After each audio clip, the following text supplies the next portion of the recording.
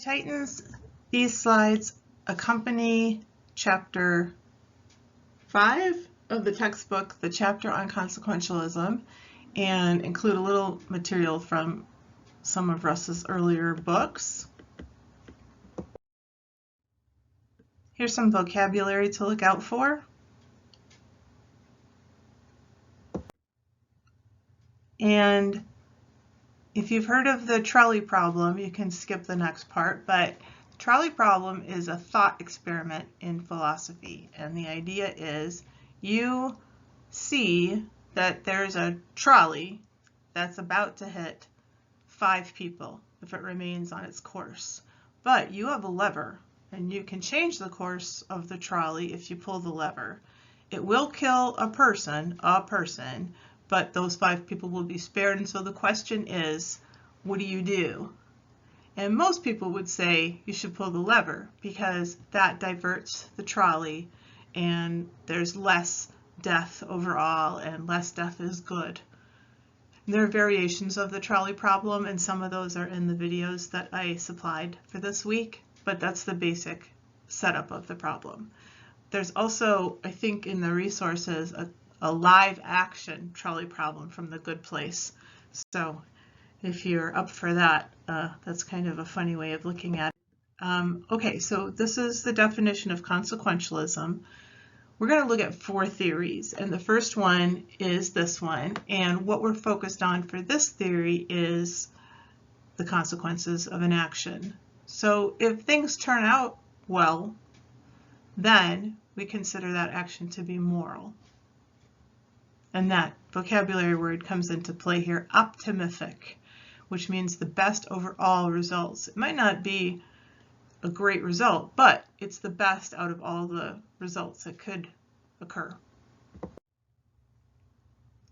This and the next section describe a process that we would go through when we're trying to figure out what to do from a consequentialist framework.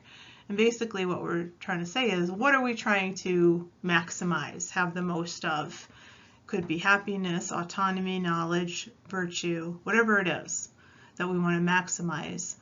We keep that in mind. And then we basically look at all the scenarios that are in front of us, and we decide based on this ratio of good over bad. We want to maximize the good of whatever it is, and then we want to minimize the bad. And the action that does that is the one that's considered optimific.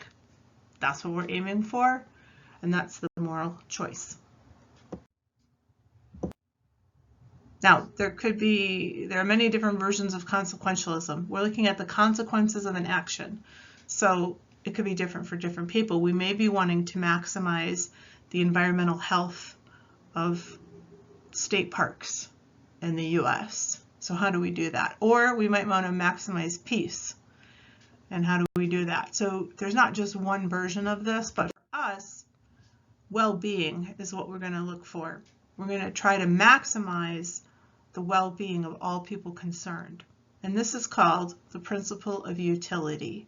Remember, all this stuff was, cooked up in the 18th century, and so they had different terminology, but basically we just want to make sure that the most people are doing the best that they can in terms of health, happiness, whatever that might be.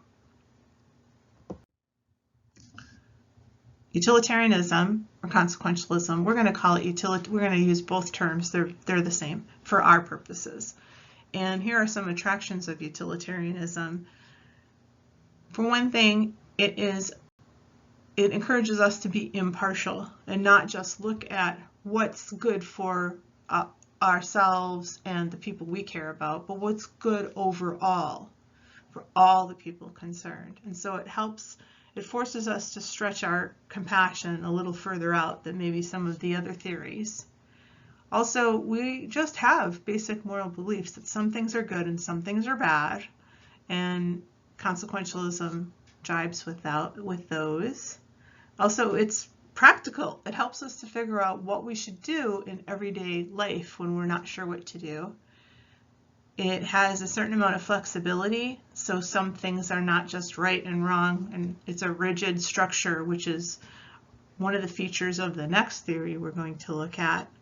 In that theory, there are some things that are just absolute no-nos no matter what. In this theory, there are no no-nos. Some things, and this is sort of a double-edged sword, in some ways it's good because you can justify certain actions that we might generally consider immoral, but under extreme circumstances we would forgive those. And I'll give you an example in a little bit. But it might be a downside of the theory because you can justify some pretty nasty stuff.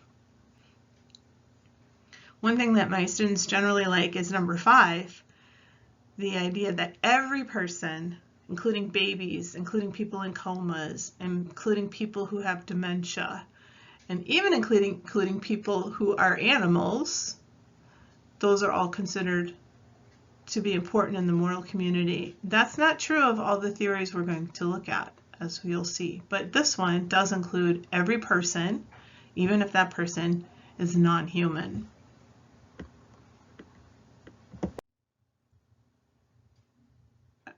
You can read up in the book what impartiality means. I went over it a little bit, but I like this graphic because it helps to point out that we're talking about all people, not just the people who are in our household or in our neighborhood or in our city or in our state or in our country.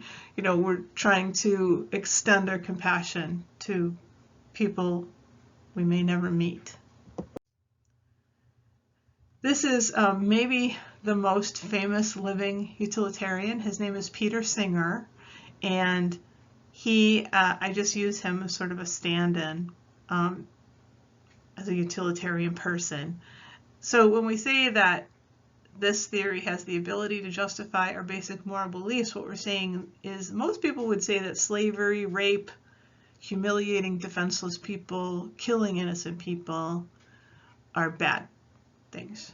And consequentialism agrees that those are bad things. Why? Because they do more harm than they do good. And remember, we want to maximize good and we want to minimize what's bad.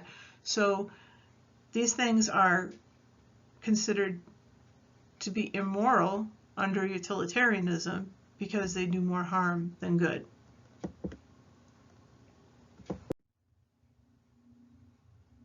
Likewise, there are some things that most of us we would consider to be right. Helping the poor, keeping promises, telling the truth, bravely facing danger. Most of us consider those to be good things, and so does consequentialism. Why? Because those things are highly beneficial to society. Those things help us in society. Remember, I said that it's practical. It helps us to figure out what do we do when we have a conflict and we don't know what to do. So the example is office gossip, but I just like this picture of these two girls.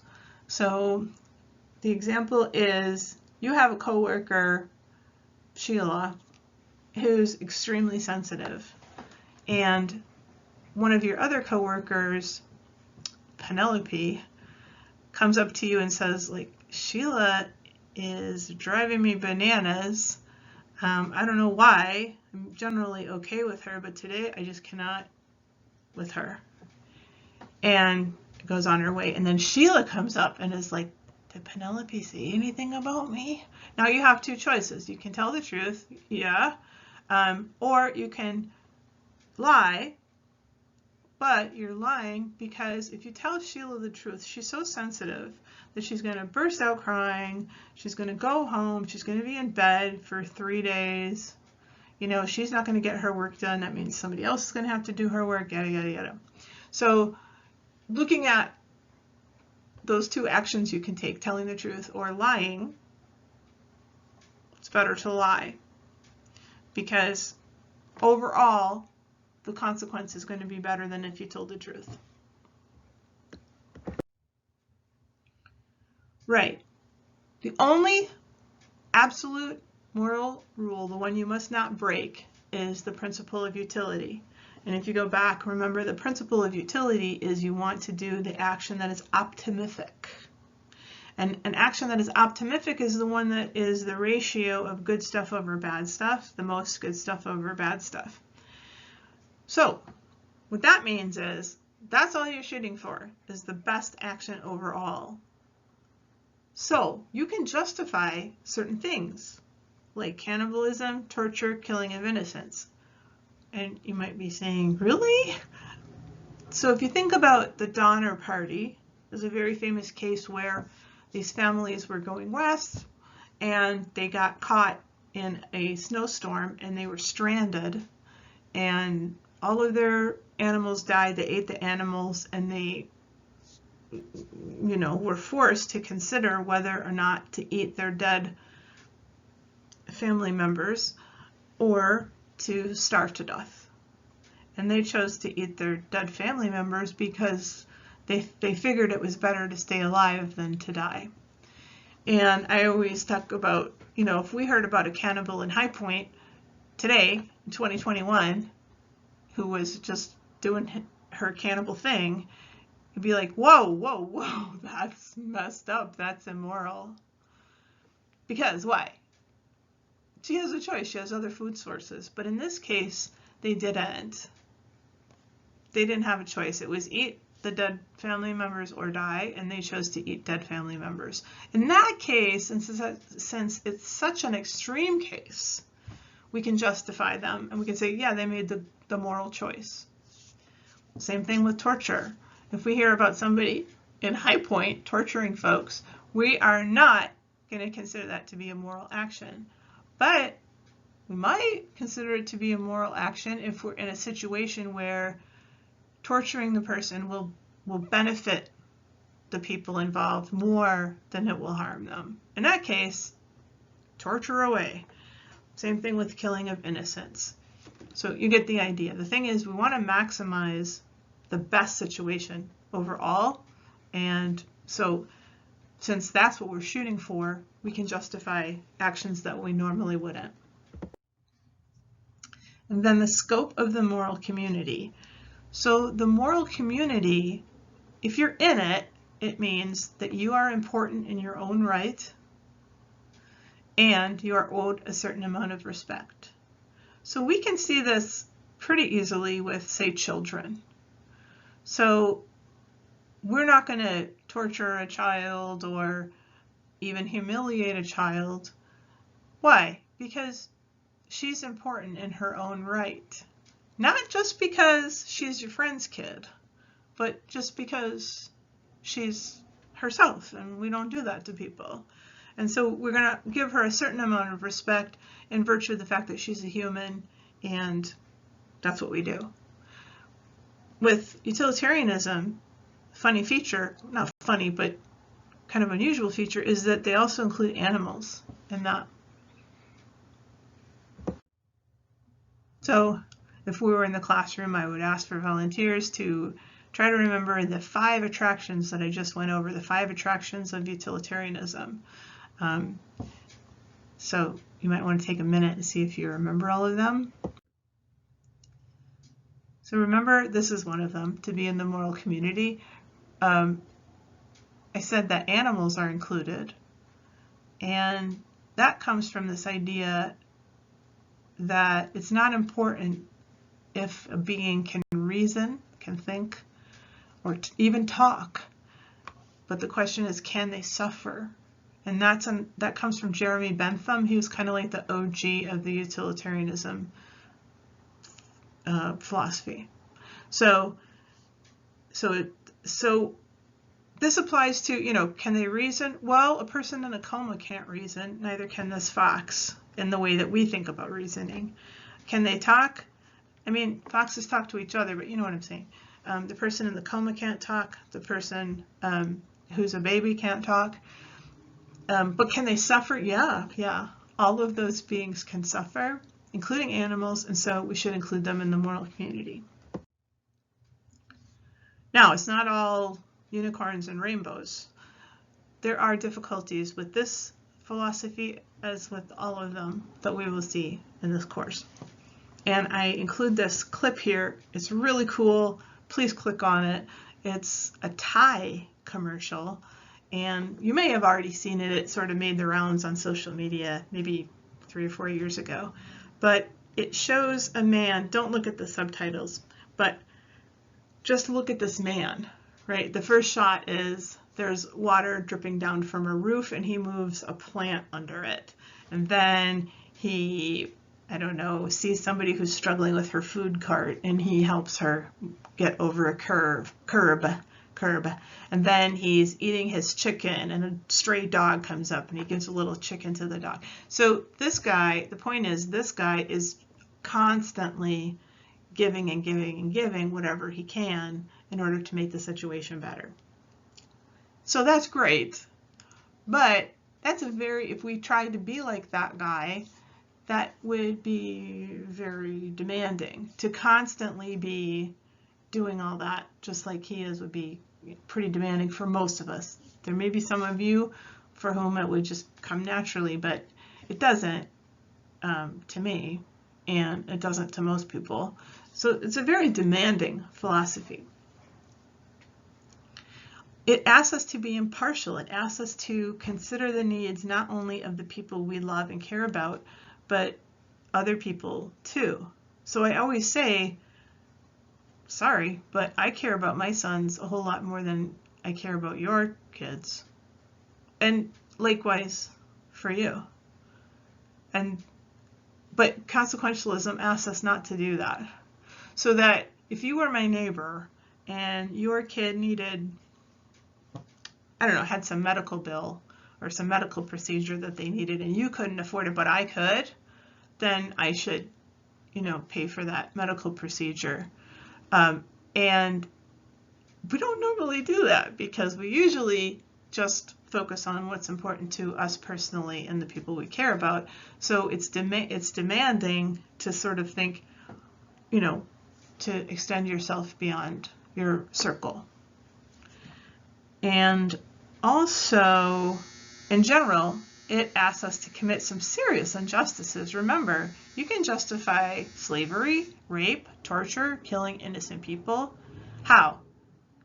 If doing so is the better option than not doing it, you have to do it.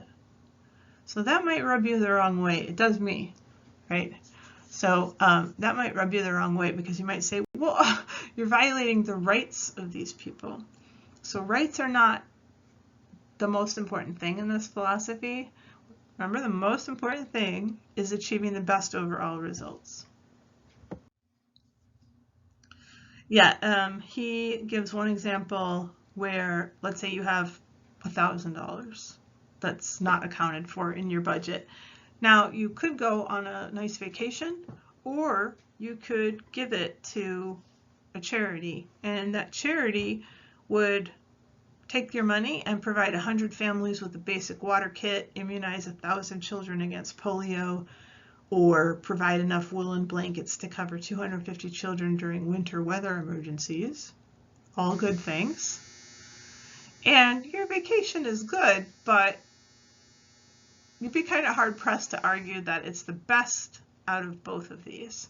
So consequentialism would say, you have to do not the vacation option. And most of us would be like, whoa, I need a vacation, especially after last year. So impartiality is tough. It might be impossible. So if you're a parent or you have a parent, then I think my example from before makes sense. I care about my sons more than I care about your kids, and vice versa. You care about your kids or your parents more than you care about my kids or my parents, and that's pretty natural, and it's part of human nature, we could say. So to force us not to be that way, I don't know, might not be the best solution. The biggest problem that people have with this philosophy is that it leads sometimes to injustice. And we think, when we think about moral theories, that we should not even permit unjust actions, much less require them. But under utilitarianism, you are required to do unjust things if those unjust actions lead to the greater result overall. And he gives several examples. You can read them for yourself in the book. A couple things I wanted to point out that I don't think are in the book, but were in previous books of his, is sometimes people, as a shorthand, will say that utilitarianism is the greatest good for the greatest number. And that's really cute and snappy, and you can remember it very well. It's not exactly what consequentialism says, and he uses this example. Let's say you had some extra money in your city budget, and you could do one of two things. You could help move the unhoused population in your city off the streets, or you could give everybody who owns a car a $50 gas card. You're going to affect more people with the gas card, but that's not going to be the best result. The best result is to help people to get off the streets. So even if you only help, I don't know, 5 people in the whole city, that's a better result overall. So greatest good for the greatest number, yeah, but not all the time. Remember, I think it's better, I always just picture like a percentage kind of sign, You have like, I don't know, G over B. You want the good over the bad. So what's the best thing that you can do? Also, we might think it's the greatest amount of happiness overall. But what if what makes people happy is really messed up?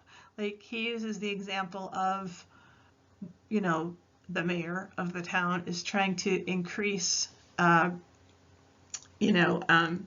tourism to the town. And so he starts having gladiator fights, like from olden times, in the town. And that brings in a lot of people, but it leads to a lot of misery too, because in gladiator fights, people die violently. So maybe a better option might be just to have like athletic competitions where no one dies. So it might lead to the, depending on who you're talking about, the happiness of the people might be derived from something that's pretty messed up. So we don't always want to maximize happiness if what brings you happiness is killing people in the city square. And one easy way to think about capital punishment, the idea that the state should execute people who kill people. The consequentialist would say, okay, do it if it improves our lives. So if it decreases crime, and we can show that demonstrably, it increases the security of the people, and it helps expand a respect for human life, then do it. Yeah, by all means, have capital punishment. So consequentialists are looking to the future. What is this action going to do for us in the future? And if it's going to bring about all these results, then that's what you should do morally under consequentialism. The other side, which we're going to kind of look at tomorrow, would say, did that criminal deserve it? Does it make sense to kill somebody who killed somebody? You might say yes, but some others of you might say, no, that's just barbaric, and it doesn't help the person to realize what they've done is so wrong or whatever. Also, does it really provide justice? And some of you, again, might say, yep. If somebody kills somebody who is innocent, it's justice to make sure that they are executed. But some others of you might say, no, it doesn't actually serve justice because it just begets more violence, and that's not a just action. So consequentialists are looking to the future to see if we do this action today, is it going to have a beneficial outcome later? The other side is going to look to the past and is going to look to and it's going to talk about things like rights and justice and things like that, and looking to actually if those things are achieved with the action. So that's what I got for you today. 25 minutes is way longer than I would ever speak in class in one go, but for an online class, I guess that's what we'll do today. And I hope that was helpful. And if so, get in touch with me. And if not, get in touch with me. And I will talk to you later, Titans. Bye.